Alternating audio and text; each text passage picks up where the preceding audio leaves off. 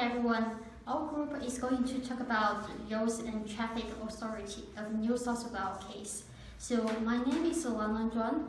Student ID is NBR 8009. And so I'm going to talk about this case background first. So this High Court upheld the RTA appeal in overturning to New South Wales Court Appeals judgment in relation to 14-year-old plaintiff who was rendered paraplegic when he dived off the bridge in Foster. So this area was a popular tourist destination, and for many young people had frequently observed, like children and young people had diving off the beach. So actually the plaintiff was aware that in the area of the beach, so the estuary was very much given to tidal action. So the plaintiff knew that the depth of water in the channel was hard to judge, and also he knew that depth of water in the channel was very deep. So the RTA replaced the existing pictorial sign with no diving signs, but this is no virtually, but no effect. So the RTA admitted that it knew the practice of people jumping off the bridge was continued. So however, the plaintiff stated, it just told me I shouldn't dive, and also I didn't put any danger into it. So the plaintiff sued both RTA and the Great Lake Shire Council in negligence. So next, my group members is going to explain more about this case information. Thank you. Hi, my name is Ken Liu, and my student ID is C11813. Today I will introduce about the first instance about that case study. At the first instance, the judge found that both RTA and curling negligently. Because of those, both defendants own a duty of care about those people who jumping and diving off that bridge. So the RTA and the colonel need to warn that people when they doing some danger activities. Also, the owner said the defendants need to give more effect to those people to warning their activities, because that is a consent of the duty of care. Also, the content said there are some structure issue with RTA because they can't choose a bridge, and they can't. Due to that reason, they can't replace their handrail. And my team member will introduce about the appeal decision about the counters. Hello everyone, I'm Holmes Liu, you can call me Hunter, and my student number is AU08057. According to facts, the RAT and the council filed the first judgment, then they appealed against this negligence and apportionment.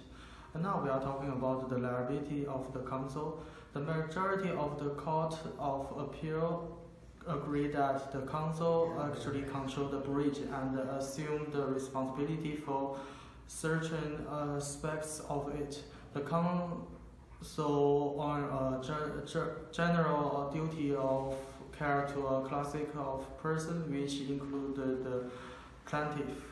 It was further held that a 14-year-old person had knowledge of the area and the conditions persisted by the plaintiff.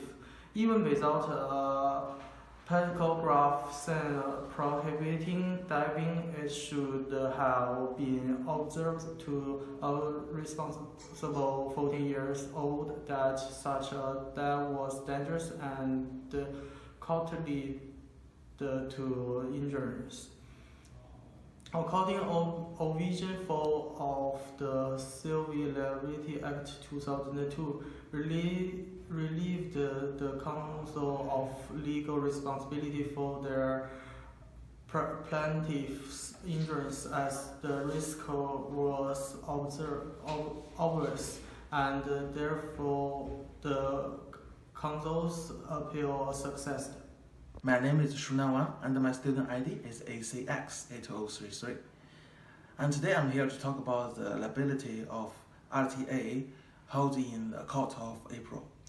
The evidence shows that the RTA, aware of the young people who were diving off the bridge, the court held the sign not effective to stop them to diving off.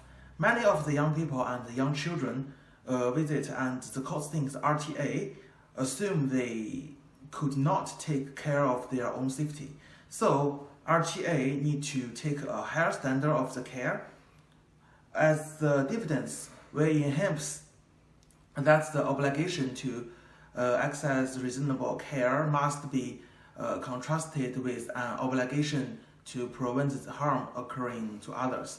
The fact that the RTA knew that people were not exercising reasonable care of their own safety in large number in diving off the bridge did not mean the RTA owns the duty of care to prevent them from doing so.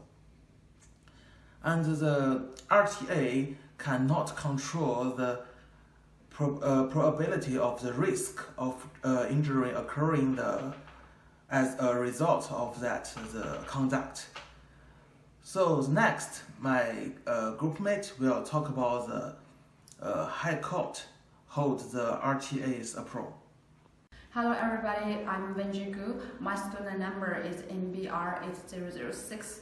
So the majority of High Court support the RTA's appeal. So there are 4 important evidence that I will point and help the defendant to appeal successful.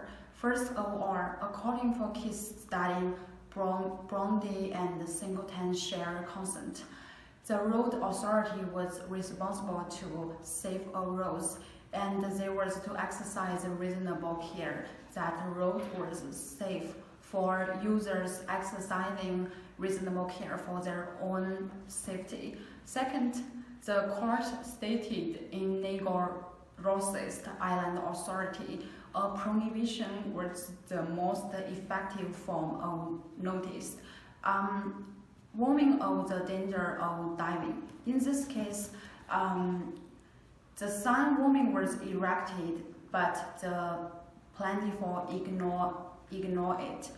Third, the RTA can't control the plaintiff voluntary action in diving, so those factors were outside RTA's control.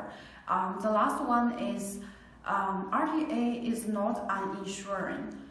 They shouldn't take all duty to prevent injury.